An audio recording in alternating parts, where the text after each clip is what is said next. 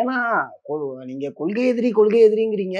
அப்படியே போய் சேர்ந்துட்டா அப்ப உங்கள்ட்ட என்ன கொள்கை? இல்ல அந்த அந்த கட்டத்துக்கு அவர் போமாட்டாரு. அதை முடிந்த அளவுக்கு தவிர்ப்பதற்கு தான் அவரு பார்க்குறாரு. தொடர்ந்து ஆலோசனைகள் நடந்துட்டே இருக்கு. ஓகே, முக்கியமா ஜான் ஆரோக்கியசாமி நீங்க போகவே கூடாதுங்கிறதுல உறுதியா இருக்காரு. அவர் சொல்றதெல்லாம் விஜய் கேட்கிறாரு. ஓகே. அவர் ஒரு கோடு போட்டா அந்த கோட்ட தாண்டுறதே இல்ல விஜய். அவருடைய ஒரு குட் புக்ல ஜான் ஆரோக்கியசாமி இருக்காரு.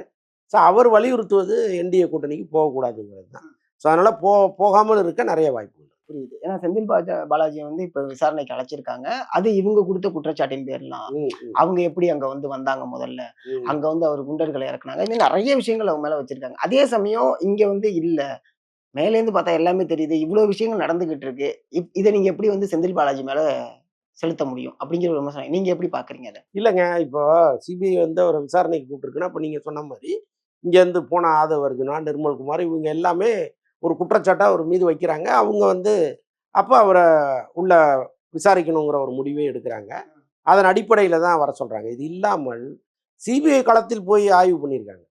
அவங்களுக்கு சில முடிவுகள் வந்திருக்கும். அதையொட்டியும் இந்த விசாரணை இருக்கும்.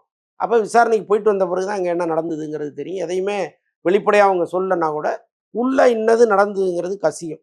ஸோ அப்ப என்னன்னு பார்ப்போம். ஆக்சுவலா விசாரணைக்கே அவர் போறதுக்கு தயங்கல. ஓகே, கட்டாயமா போவோம்னு தான் சொல்லுவேன். ஓகே. ஏன்னா விஜய் வந்து விசாரணைய கொஞ்ச நாள் தள்ளி போடணும் அப்படிங்கிற ஒரு விஷயத்த முன்னெடுத்து வச்சிருக்காங்கல்ல இப்ப சமீபத்துல. இல்ல ஒரு 15 நாள் வந்து தள்ளி போடுங்க அப்படின்னு சொல்லிட்டு.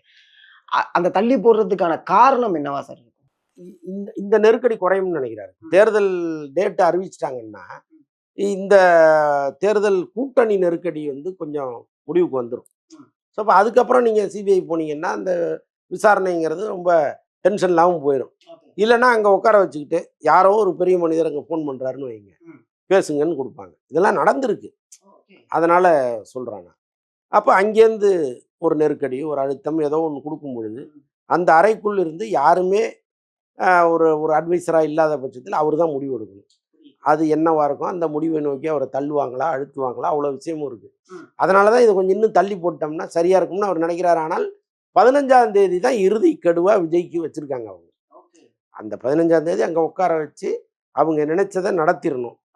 16ஆம் தேதி தேர்தல் தேதிய அறிவிச்சிடணும். இது 2 தான் அவங்களுடைய திட்டமா இருக்கு. அது என்ன நடக்க போகுதுன்னு தெரியல.